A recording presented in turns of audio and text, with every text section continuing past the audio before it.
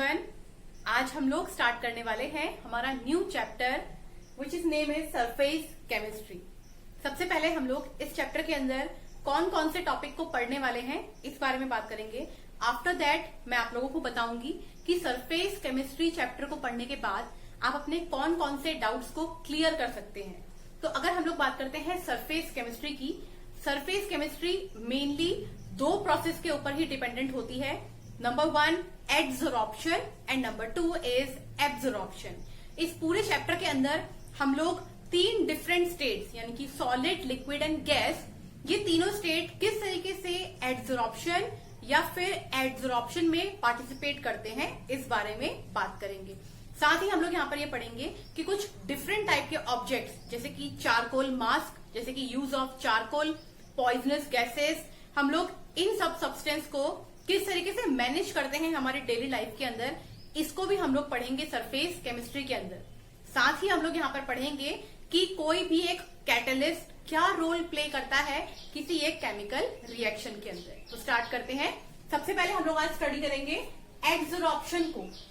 अगर हम लोग बात करते हैं डेफिनेशन की, तो the phenomena of attracting and retaining the molecule of a substance on the surface of a liquid और a solid resulting into higher concentration of the molecule on the surface is called adsorption। यहां पर सबसे पहले मैं आप लोगों को ये बताऊंगी कि कोई भी स्टेट सॉलिड, लिक्विड या गैस, जिसमें हम लोग अभी गैस की बात नहीं करेंगे, सॉलिड और लिक्विड की बात करेंगे, ये किस तरीके से एडजॉर्प्शन प्रोसेस को शो करना स्टार्ट करती है। देखिए, फॉर एग्जाम्पल हमारे पास एक बीकर है, इस बीकर के अंदर बल्क ऑफ लिक्विड सब्सटेंस है। सेम फिनोमिना को हम लोग सॉलिड के ऊपर भी काम करवा सकते हैं। तो ये लिक्विड सब्सटेंस के अगर हम लोग बीच में कोई पार्टिकल को रख देते हैं और बात करते हैं कि इस बीच में रखे हुए पार्टिकल यानी कि मॉलिक्यूल्स पर कहाँ डायरेक्शन से फोर्स लग रहा है, कौन कौन सी डायरेक्शन है जहां पर इन पर फोर्स लग रहा है। तो अगर हम लोग बात करते हैं इन मॉलिक्यूल्स की, तो क्योंकि ये लिक्विड में बल्क में प्रेजेंट है और ये सरफेस के इनसाइड है, तो इनके ऊपर चारों डायरेक्शन से फोर्स अप्लाई होगा। और अगर हम लोग बात करें किसी भी एक मॉलिक्यूल को पकड़कर कि उस मॉलिक्यूल पर टोटल रिजल्टिंग फोर्स कितना है, तो वो नेट फोर्स जो रहता है वो 0 रहता है। क्यों? क्योंकि इस बीकर के अंदर मॉलिक्यूल्स ने एक बार कोलिजन किया यहाँ, एक बार कोलिजन किया यहाँ। अगर वो कोलिजन बीकर से टकराता है तो वो रह गया 0। अगर बात करते हैं दो मॉलिक्यूल ने एक दूसरे के ऊपर कोलिजन किया, अगर दोनों की एनर्जी सिमिलर रही तो बीच में बॉन्ड फॉर्मेशन हो जाएगा और एनर्जी का एक्सचेंज हो जाएगा।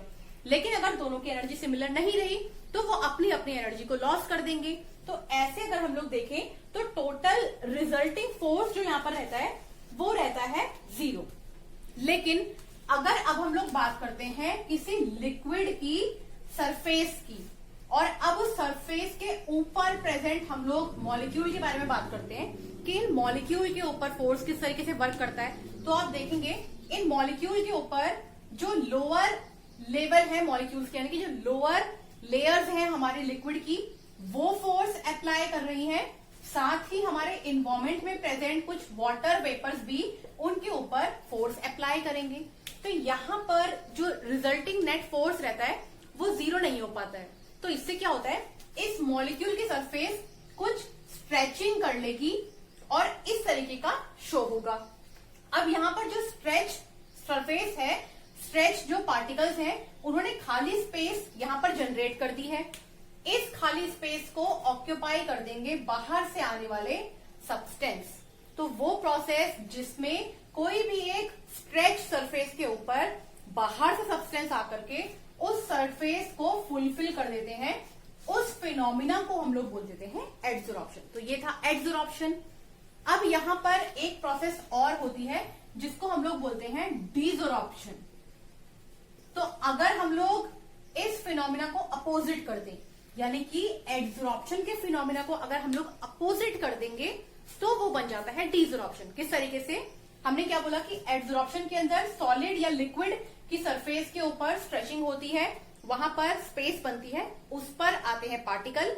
अगर बात करें डीजॉर्प्शन की तो उल्टा होगा, सरफेस पर पार्टिकल पहले से प्रेजेंट है, हम उनको अब सरफेस से कहा निकाल रहे हैं, बाहर निकाल रहे हैं। तो जो अपोजिट प्रोसेस होता है उसको हम लोग बोल देते हैं डिसॉर्प्शन। ये थी बात एडसॉर्प्शन और डिसॉर्प्शन की। अब बात करते हैं कि एडसॉर्प्शन प्रोसेस कौन से पार्टिकल शो करते हैं। तो एडसॉर्प्शन प्रोसेस शो करने के लिए हमारे पास दो पार्टिकल प्रेजेंट होने चाहिए। पार्टिकल नंबर 1 है एडसॉर्बेंट, BENT, एडसॉर्बेंट, और दूसरा पार्टिकल होता है एडसॉर्बेट, BATE। अब क्या डिफरेंस है एडसॉर्बेंट में और एडसॉर्बेट में? वो सब्सटेंस जो इस सरफेस के ऊपर आकर के रिएक्शन करवा रहा था, यानी कि जो एब्जॉर्ब हो रहा था यहां पर, वो सब्सटेंस रहता है हमारा एडसॉर्बेट। यानी कि इस सॉलिड या फिर लिक्विड की सरफेस के ऊपर जो पार्टिकल आकर के उन खाली स्पेस को फिल करेंगे वो होंगे एडसॉर्बेट, और वो सॉलिड या फिर लिक्विड जिसकी खाली सरफेस के ऊपर वो पार्टिकल रिएक्शन करवा रहे हैं वो सब्सटेंस हमारा हो जाएगा एडसॉर्बेट। तो ये डेफिनेशन होती है एडसॉर्बेंट और एडसॉर्बेट की, क्योंकि दोनों का नाम ऑलमोस्ट सिमिलर है, तो आप कंफ्यूज मत कीजिएगा। इन डेफिनेशंस को एक बार अच्छे से देख करके फिर नोट डाउन कीजिएगा। अब हम लोग बात करेंगे कि हम लोगों ने एडसॉर्बेट पढ़ा क्या होता है। ऐसी ही एक प्रोसेस होती है एब्जॉर्प्शन, ABSORPTION, एब्जॉर्प्शन। अब हम लोग पढ़ेंगे क्या डिफरेंस है एडसॉर्प्शन एंड एब्जॉर्ब करते हैं, differentiation between adsorption and absorption. अगर हम लोग बात करते हैं एडसॉर्प्शन की, तो नंबर 1 पॉइंट, एडसॉर्प्शन एक सरफेस फिनोमिना है। इस चीज को हम लोगों ने यहाँ पर अभी एक्सप्लेन भी किया है कि एडसॉर्प्शन कुछ इस टाइप की सरफेस पे होता है जहां पर बाहर से आने वाला कोई पार्टिकल जो है वो सेट हो जाता है उन स्पेसेस में जो एडसॉर्बेंट की सरफेस के ऊपर खाली है। तो ऐसा कुछ फिनोमिना जो होता है वो होता है एडसॉर्प्शन। वहीं अगर हम लोग बात करते हैं एब्जॉर्प्शन की, तो ये एक बल्क फिनोमिना होता है। बल्क फिनोमिना किस तरीके से, फॉर एग्जाम्पल हम लोगों ने एक स्पॉन्ज लिया है। अगर हम लोग बात करते हैं सिंपली स्पॉन्ज की, तो बहुत लाइट होता है वेट में। अगर हम लोग उस स्पॉन्ज को डिप कर दें वाटर पार्टिकल्स के अंदर और अब उसको बाहर निकालें, तो आप देखेंगे वो वेट में हैवी हो गया है, और वहां पर हर एक लेयर जो भी हमारी स्पॉन्ज की रहेगी उस लेयर के अंदर वाटर मॉलिक्यूल पहुंच जाएगा। तो हम लोग क्या कह सकते हैं कि वो एग्जाम्पल है हमारा एडसॉर्प्शन का। वहीं अगर हम लोग बात करते हैं एडसॉर्प्शन की, तो इसमें एग्जाम्पल ले सकते हैं हम लोग एक चौक का। अगर हम लोग चौक को डायरेक्टली डिप कर दें किसी इंक के अंदर और थोड़े टाइम बाद निकाल के देखेंगे, तोड़ने पर हमें दिखेगा कि बाहर वाली सरफेस ने ब्लू कलर ऑक्यूपाई कर लिया है या फिर ब्लैक कलर ऑक्यूपाई कर लिया है इंक का, लेकिन जो बीच वाला हिस्सा है चौक का वो अभी भी एकदम ड्राई है और वही व्हाइट कलर वो लिए हुए है जो स्टार्टिंग में था। तो हम लोग क्या कह सकते हैं, एडसॉर्प्शन जो होता है वो एक सरफेस फिनोमिना होता है, एक पर्टिकुलर सरफेस तक फिक्स होता है। लेकिन अगर बात करेंगे एब्जॉर्प्शन की, तो वो हर एक लेयर तक प्रोसीड होता हुआ जाता है। नेक्स्ट बात करते हैं एब्जॉर्प्शन कैसी प्रोसेस है। तो एब्जॉर्प्शन फास्ट प्रोसेस है, और अगर बात करते हैं एब्जॉर्प्शन की तो वो स्लो प्रोसेस है, क्योंकि एब्जॉर्प्शन हर एक लेयर तक कंप्लीट होगा तो एक एक लेयर कंप्लीट करने में उसको टाइम लगेगा। वहीं अगर बात करते हैं एडसॉर्प्शन की, तो वो एक सिर्फ पर्टिकुलर सरफेस तक ही होना है, तो वो बहुत इजीली जो है वो कंप्लीट हो जाता है। नेक्स्ट हम लोग बात करते हैं थर्ड पॉइंट की, dependent upon surface area of adsorbent. अगर हम लोग बात कर रहे हैं एडसॉर्प्शन की, तो अगर ये हम लोग मानते हैं कि हमारे एडसॉर्बेंट की सरफेस है, तो इस सरफेस पर जब तक ये खाली लूप्स रहेंगे तब तक एडसॉर्प्शन की प्रोसेस कंप्लीट होगी। लेकिन जैसे ही ये लूप्स जो है वो फिल हो जाएंगे हमारे एडसॉर्बेट से, तो ये प्रोसेस क्या है, स्टॉप हो जाएगी। तो हम लोग क्या बोल सकते हैं कि एडसॉर्प्शन डिपेंड करता है कि हमारे एडसॉर्बेंट के पास कितनी खाली स्पेस है जिस पर एडसॉर्बेट आकर के रिएक्शन कर सकता है।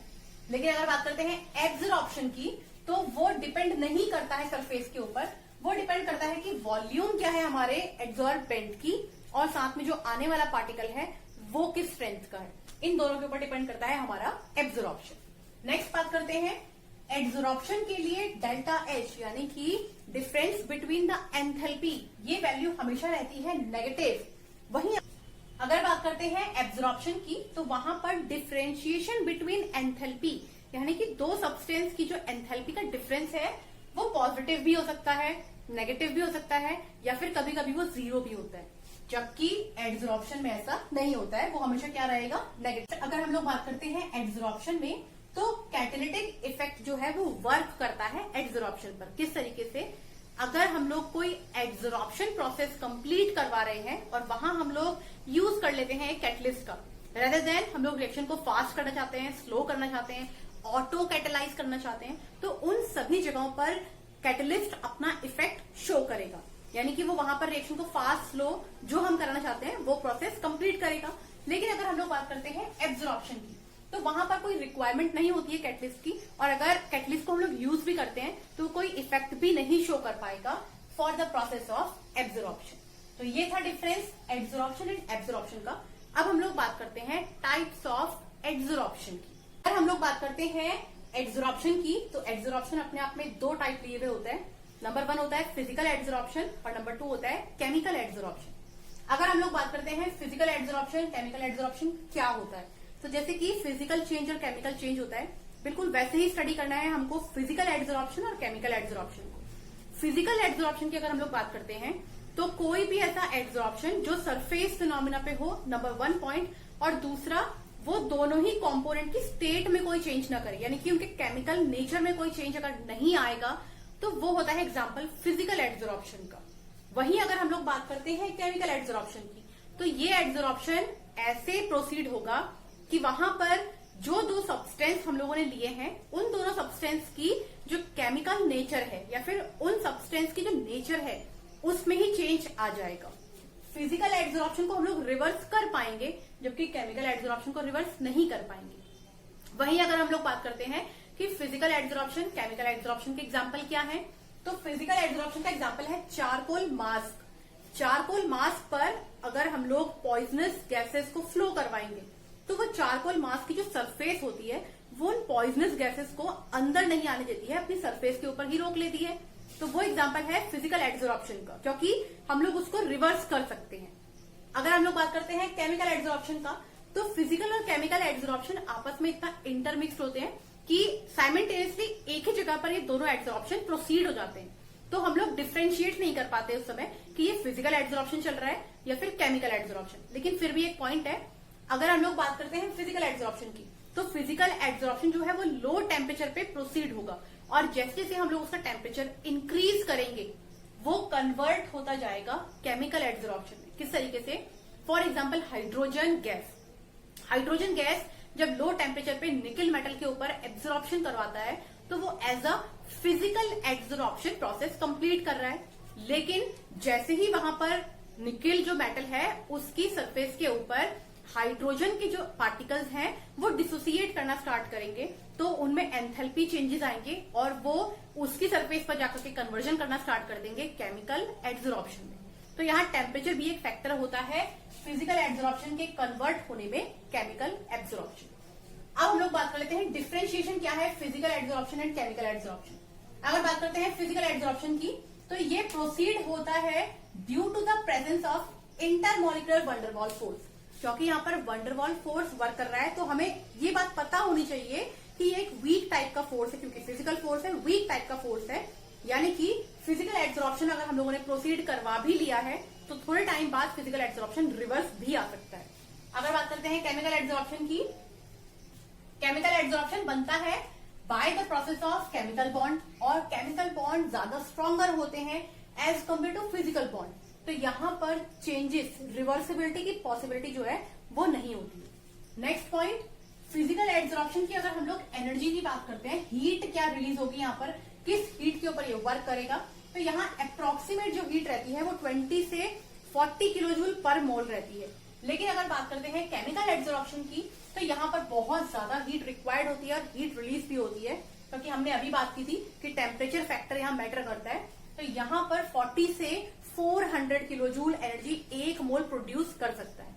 नेक्स्ट बात करते हैं स्पेसिफिक नेचर की, तो फिजिकल एब्जॉर्प्शन नॉन स्पेसिफिक होता है, लेकिन अगर बात करते हैं केमिकल एब्जॉर्प्शन की तो ये हाईली स्पेसिफिक रिएक्शन है। ये रिएक्शन हर जगह प्रोसीड नहीं होगी, कुछ पर्टिकुलर रिएक्शन ही है जो फिजिकल एब्जॉर्प्शन ना शो करके केमिकल एब्जॉर्प्शन को शो करेंगे। नेक्स्ट बात करते हैं, ये हमने बात कर ली है, फिजिकल एब्जॉर्प्शन रिवर्सिबल होता है नेचर में। वही बात करते हैं केमिकल एब्जॉर्प्शन की, तो ये इरिवर्सिबल होता है नेचर में। नेक्स्ट बात करते हैं डिपेंडेंस क्या है फिजिकल एब्जॉर्प्शन की, तो अगर बात करते हैं डिपेंडेंस की, तो फिजिकल एब्जॉर्प्शन डिपेंड करता है फिजिकल नेचर ऑफ गैस। हमने एग्जांपल अभी क्या दिया था, चारकोल मास्क के ऊपर पॉइजनस गैसेस का। हम लोग आजकल के टाइम पर देख रहे हैं कि हर कोई इंसान जो है वो मास्क लगा के घूम रहा है, लेकिन अगर हम लोग को पर्टिकुलरली पॉल्यूशन के रिगार्डिंग मास्क यूज करना है तो हम ऐसा चारकोल मास्क यूज करेंगे जो पॉइजनस गैसेस को अपनी सरफेस के ऊपर एब्जॉर्ब करवा ले। अब वो पॉइजनस गैसेस जो हैं उनका फिजिकल नेचर डिपेंड करता है कि वहां एब्जॉर्प्शन कैसे प्रोसीड होगा। लेकिन अगर बात करते हैं केमिकल एब्जॉर्प्शन की, तो यहाँ पर फिजिकल नेचर डिपेंडेंट नहीं होता है, केमिकल नेचर डिपेंडेंट होता है कि एब्जॉर्प्शन किस तरीके से प्रोसीड होगा। केमिकल नेचर क्यों डिपेंडेंट होगा, क्योंकि हमने अभी क्या बोला है कि केमिकल एब्जॉर्प्शन कैसी प्रोसेस है, हाईली स्पेसिफिक प्रोसेस है। तो ये थी बात आज absorption, types of absorption and differentiation की। अगर आप लोगों को ये वीडियो पसंद आए तो प्लीज इस वीडियो को लाइक कीजिएगा, शेयर कीजिएगा, साथ ही मेरे चैनल को सब्सक्राइब कीजिएगा, जिससे मुझे इंकरेजमेंट मिले और ज्यादा यूजफुल एंड हेल्पफुल वीडियोस बनाने के लिए। सो आज के लिए इतना ही। Thank you.